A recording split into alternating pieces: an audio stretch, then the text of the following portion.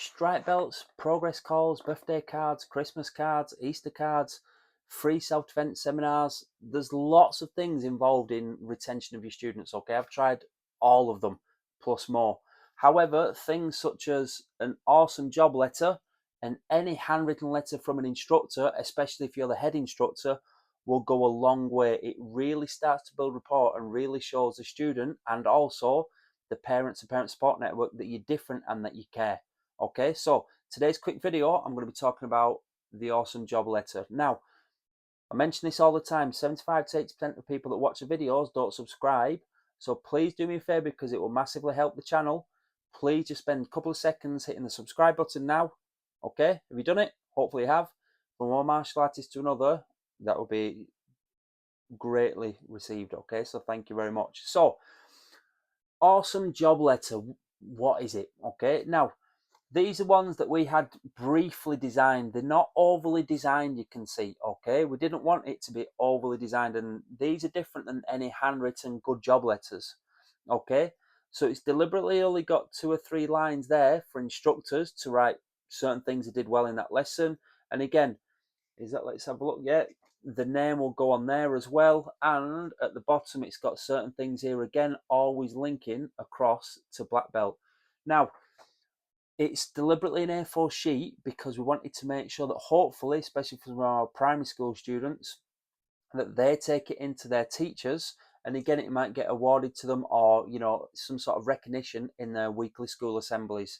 So this is an awesome job letter. Now, questions that my mentees ask: does everybody get them? When do we write it? How do we know if they're getting too many? How do we know if they're not getting enough? What happened about if nobody deserved any of that particular class or that week? Now, obviously for us, we had an active count of probably about 220, 250. Now, we've had a far bigger active count than that, but I need you to understand that it's not the active count that matters, it's a lifetime value, and it's how profitable your school is. So when we had probably just short of 400 active students, that was not our most profitable business. It definitely wasn't. Lots of the times we had some systems, but not as many as we should have had, and they weren't running as organised as they should have been or as efficient as they should have been. It was quite a sloppy operation, and we were just making up in obviously numbers what we were losing in efficiency. So the awesome job letter then. Now, depending on your student active count. So if on one particular night you've got 2 or 3 classes, and I'm just going to say there's 15 people in each class, so you might have 4 to 5 people. Let's do it even easier. There's 40 people that come into your classes on one particular night. You might decide, right, I'm going to do a ratio of 1 to 10. So 4 students would get an awesome job letter. Or I might do a ratio of 1 to 20.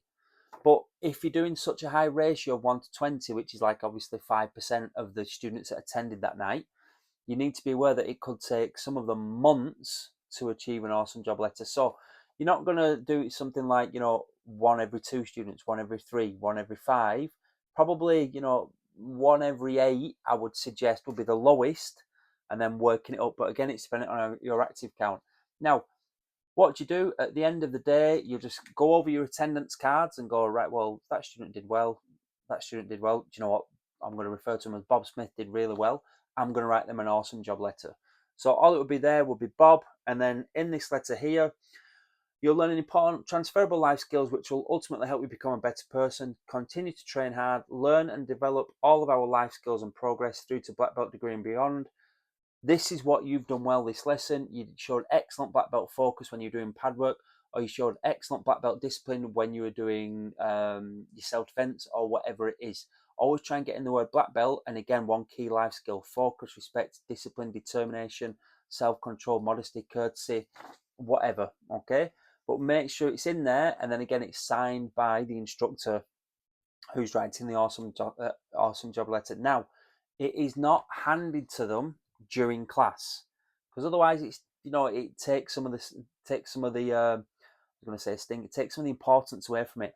That then will be put in an A5 envelope, okay, put in an A5 envelope and sent that night, all right, and then hopefully it lands on the doorstep the following day or the day after, depending on what day you send it. So it's just another little special touch so that they're thinking about your school when they're not actually in your school. So imagine a 6, 7, 8, 10-year-old receiving a letter from the instructor about how well they'd done. Now, I've had some of my mentees say to me, well, isn't that going to cost a lot in stamps? Right, okay. You've got the mindset there of you're stepping over pounds to pick up pennies. I would rather spend £500 a month on stamps in order to retain students that could be bringing in £2,000, £5,000, £10,000 a month. So always look at the ROI, the return on investment. I mention that a lot to my property investor mentees as well. You should be looking at everything in your school as a return on investment. So yeah, when do they get sent? At the end of every night. How were they sent? Obviously, postage stamp, actually handwritten letter, handwritten envelope, not a electronic sticker. Get rid of that nonsense. You won't have that personal touch all the time.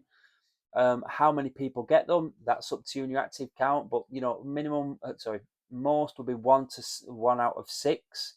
Probably 1 out of 10 is always a good average, and I definitely wouldn't do it any more than 1 out of 15/1 out of 20.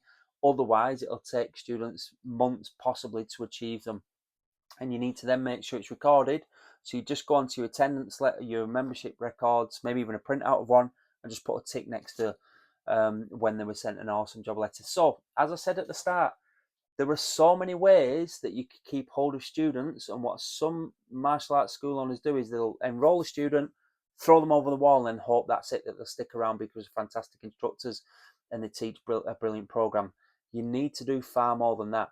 If you're serious about growth, okay, don't do what I did. Don't sit on the fence for years while other schools are, growing and becoming profitable and so on. You need to level up and obviously just take action. So I mentioned this again. I mention it quite a lot now in the videos. Now, when I remember, invest in a copy of that book, How to Build a Highly Profitable Martial Arts School by me, Dervish Dervish. There's going to be endless amounts of tips and strategies in there that you could, I'll hold it up again, that you could implement into your school, even if it's just one a week, one a month. In 12 months, you'll be in a much better position. Now, that book's going to help. It will help you grow, but it won't help you as much as obviously being part of our mentoring program.